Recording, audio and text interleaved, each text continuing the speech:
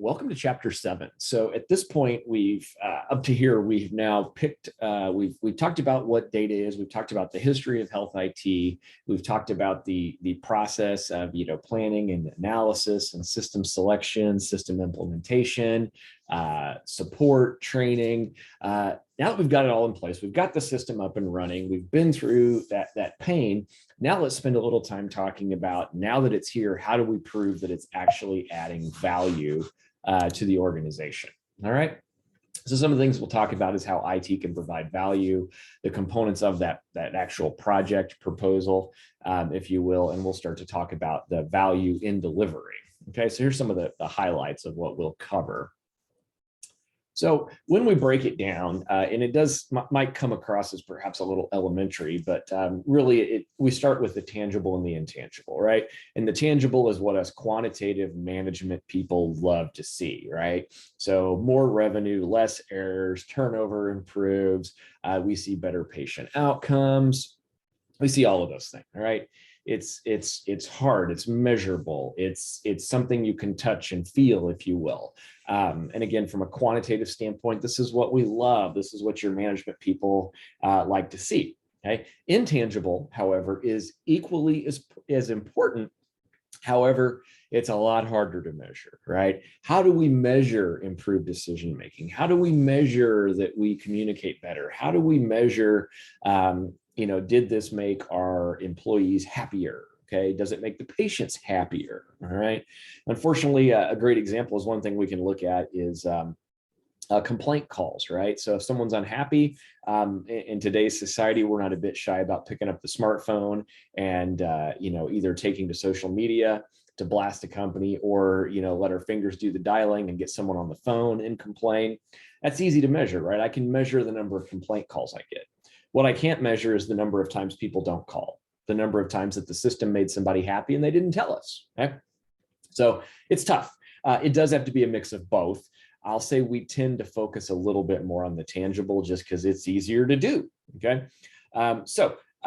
Our investment in IT can always provide value. What I have found is we oftentimes do I do a bad job of measuring it and then also communicating that out. It's different on every single project that we do. It can be different based on the time of year we do it. Every investment is going to be just something a little bit different, if you will. So when we break it down by objectives, one thing we always look at is you'll hear talk about our infrastructure, okay? And that is our technology. That's our network, that's our servers.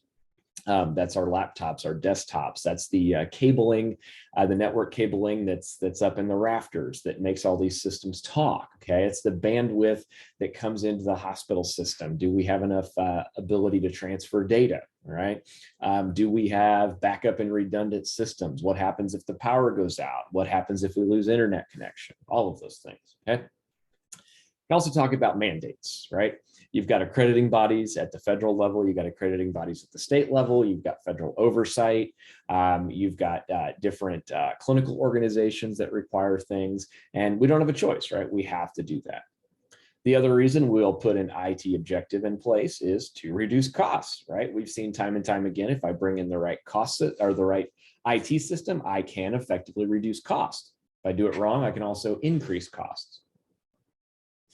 I also look at new products and services, new technology. How do I compete in this marketplace, all right? And how does it impact my existing business? Of course, a given, we've talked about this before. How do I get better? Quality improvement. Can I do things like improve patient outcomes, all right? Can I reduce errors? Can I reduce wait time in the ER? Can I make my physicians happier? Can I make my nurses happier? If they're happier, there's a lot of studies that say they're more productive. Okay. Can also launch a major strategic initiative, okay, that is bigger than IT, okay, but involves IT. So all of these are important and relate to the IT infrastructure, if you will. So it's important to think about what are the different classes or types of investments, if you will. Some of these are easy. It's easy to get people on board. Others, it's like trying to nail Jello to the wall. It's very difficult. So for example, transformation, okay? we make a major change within the organization. All right. And again, this can be bigger than just IT. This can be a large scale hospital project to rebrand, to improve, to change. All right. That one is oftentimes pretty easy because you have people above the IT organization that are pushing this as well. All right. Number two is renewal. All right. Where I want to make an upgrade to some of my IT. This one is harder. And the reason it's harder is because oftentimes when I want to make an upgrade to my IT infrastructure, these are things that people can't see and touch and feel. Most people can't, right? We're talking about the big servers that are in the basement or up in the cloud somewhere. And my average end user, my nurse, my physician, my lab tech, my rad tech, they can't touch those things, right? So to them, it's just money that's being spent that maybe could have been a raise for them. Okay. But our underlying goal should always be to make us better, right? Even with renewal, it should cut down on costs. It should hopefully improve the overall quality of IT services. If not, we've got to question, is this the right investment for us to make? Okay. Process improvement. Again, this one can be easy, it can be hard. And it can be hard if you don't communicate the benefits of it effectively to the people that it impacts. Okay. Experiments, this one is pretty tough sometimes. I need to spend money to try this out, right? So I need to test, I need to do a pilot, I need to conduct a study to see if this new piece of technology can benefit the organization. All right. Again, this one is kind of hard to sell because it to some people, it just looks like, oh, this is IT getting new toys. One struggle in this business and healthcare IT, and I wouldn't say it's exclusive to healthcare IT, but this is where I work. So this is what I'll talk about. So how do we stay current? And my advice is just keep swimming, okay? There is a barrage of information that's always coming our way. I try to, in this class, to filter and amplify the important stuff. I could probably send you 20 articles a day. I start my day every morning with a cup of coffee in some of these industry publications, reading what's going on and just trying to understand the pulse of the industry. It's my job. It's what I study. It's what I do. I don't expect you to do that, but just know that the people in this industry, this is what they're doing. Pre-COVID, I go to 1 to 2 conferences a year. I do that to get my continuing education and then to also see what's new. Okay. I do a lot of my own research. Again, I'm a little different as an academic. It's required that I do some publications. I publish on this stuff. A lot of organizations, to stay current, they'll bring in consultants. I'm not going to be able to be in the know, so I'm going to pay you to be in the know. Kind of goes hand in hand. Your vendors can do that as well. Okay. Then also looking at that financial analysis, okay, things like my IRR, my internal rate of return, net present value. We also talk about ROI, return on investment, right? Okay. So net present value, that's where we look at what did we spend on it? And then we look at the future cash flows, okay? So how is this going to play out in the long game? Okay. I'm also going to most likely do a full-blown formal financial analysis. Okay. So this is that discount rate. I'm getting into finance here. So if you're not quite with me, that's okay. If you take one of our graduate level finance classes, you'll definitely spend some time talking about this. So I'm just looking at how our spend now impacts us down the road, right? If I'm spending $1,000 now, we know that the impact of that $1,000 now is much different 10 years from now, right? So we also have to score our value, right? We like to assign a score and say, does it provide a contribution? Yes. If so, how much? And then we rank that. This again gets us back into the quantitative space and moves us beyond the, well, because we really want it, or this is really cool. All right. Unfortunately, in the healthcare environment, like many environments, we can't have everything we want. And we do have to say no to projects. All right. One exercise I always did with my team annually was something called start, stop, and continue. And we would go through all of our projects and we would decide the ones that we're currently doing, do we want to continue doing them? If not, which ones do we want to stop and justify why? And then is there anything new we want to start? And one thing I always pushed my teams to do was to find a balance of all of those, and be sure that we found this kind of equilibrium, because you can't have 15 things on the start list and nothing on the stop list, and a whole bunch of stuff on the continue list, right? So you can't just keep adding without taking away. So I always challenge my team to have some type of balance there, which isn't always easy. So that comes back to deciding what we're going to fund, right? So how do we make that decision? Like I said, I used to use kind of the start, stop, continue, and then we would go through and we would score each one of those. Now, there's a lot of things that are in play on this slide, right? Of course, is it mandatory? So if Medicare, Medicaid, CMS as a whole, HIPAA, anything with Joint Commission comes down and says you have to, those typically go to the top of the list, right? Because if you're not compliant with a federal or state agency, more than likely you don't get to be a hospital anymore.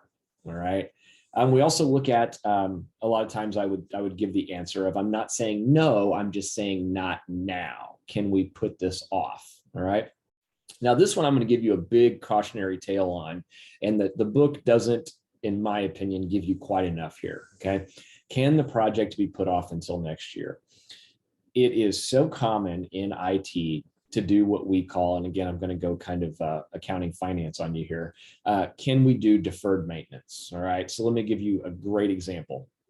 Healthcare is effectively keeping the fax machine alive. We still use fax machines in healthcare. We shouldn't. They need to be deprecated, but for a lot of reasons, we're still holding on. Okay. We might say one of the big fax scanning machines that we have on every patient floor, okay, every nurse's station is going to have one. We might say their useful life is 5 years. So we buy one at $50,000 and we depreciate that asset over 5 years. And after 5 years, we sell it most likely back to the vendor or secondhand, get what we call salvage value, and then we go buy a new one. Okay. So many times it's easy for our numbers people to look at these assets, these IT assets, and say, we can defer maintenance on this. Okay. We can hold off on this for another, let's say 2 years. Will the fax machine keep working? Most likely. Okay. But what happens? It jams more. It goes offline more often. It has issues. It creates frustration with our nursing staff. And what normally used to take 30 seconds to do now takes 5 minutes, because I've got to power the machine off twice. I've got to reload the paper. I've got to kick the machine. I've got to call IT. I've got to log a ticket. So to the people in the glass offices, right, it's still working. But to the people on the front lines, they're incredibly ticked off. Okay. So what did we do? Yeah, we deferred maintenance. We maybe saved a little bit of money by getting an extra couple years out of that machine, but at what cost? So that frustrated nurse, that time lost, that's harder to measure. So always be careful with deferred maintenance. That can be a problem. Okay. Also look at the staffing of your organization. Do you have the resources to take on that project? Okay. And, we talk through some of those other things as well. The other one that is not quite as common, that last bullet point, can the progress occur at a slower pace, right? This is not used very often, but one thing you can do is communicate with your stakeholders and say, listen, I don't have full resources to devote to this. I can give you 20% of a resource on this project. So instead of getting it done for you in 3 weeks, how about 3 months? You're still going to get it. It's just going to be slower. Okay, again, some of the problems we run into, things like fractions of effort, okay? Sometimes it doesn't always result in a big savings, okay? Everything in healthcare is complex, right? It's not just as easy as, here we go. Here's your piece of technology, go do better things, right? It's that whole adage, if the only tool you have is a hammer, everything looks like a nail. We have to be very, very careful, okay? We do see what we call, the text refers to as unwarranted optimism, right? Nothing will go wrong. Everything's great. Everyone can devote full resources to this project. It's going to be just fantastic. That's rarely the case. Like I told you in a prior lecture, I've never done an IT project in healthcare where we walked away and said every single thing went right. It just doesn't happen. It's not because we've got bad people. It's not because we've got bad projects. It's just this stuff is complex. Okay. Again, some of the other things I say, one thing that we see very often is we always underestimate the complexity of a project. Okay. We forget to build in buffers for problems we run into. When we look back on COVID, that's a great example, right? Of, we went through all these issues of not being able to get computer chips that caused all kinds of downstream issues in healthcare, taking a long time to recover from. So also post-implementation costs. Okay. Once we get it in, we get it turned on, we get it up and running, there's still more to it. Okay. So we got to be sure we look at all of this, build it into the plan and account for it. Okay. So how do we ensure that gets done? Well, we got to do our homework on the front end. And, there's all of these, things that the text lays out. And I think those are absolutely great and they're valid points. What I would bring most attention to is where I've always learned the most is talk to whoever was first, talk to another organization, talk to other people in the field that have done this type of work before and sit down with them. I have found in my time that those are so often, the best cup of coffee or the best cocktail you can pay for is to sit down with a sister or even a competing organization and say, hey, did you implement the Epic EHR? What were your growing pains? What were some of the struggles you went through? And that really gives you an opportunity to take off the blinders, if you will, very beneficial to the work. Okay. So again, lean on your organizational governance. If you don't have strong governance, now's the time to start to make moves to get that in place. And also the communication plan is so incredibly important. Build that communication plan. Like I mentioned in an earlier lecture, we've got to communicate the good, the bad, and the ugly. All right. There's going to be bad things. There's going to be ugly things. But the important thing is a consistent communication plan to keep everybody informed of what's going on. Nobody likes to hear bad news, but if you give it to them honestly and have an active plan to correct it, you're going to find it goes probably better than you think, right? We talk a little bit about where we make our portfolio investments, all right?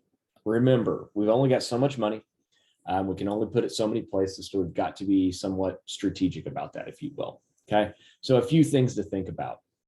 Do we put it into our infrastructure? And we mentioned the details of infrastructure earlier. Okay, is it transactional? How do we support our core business operations, right?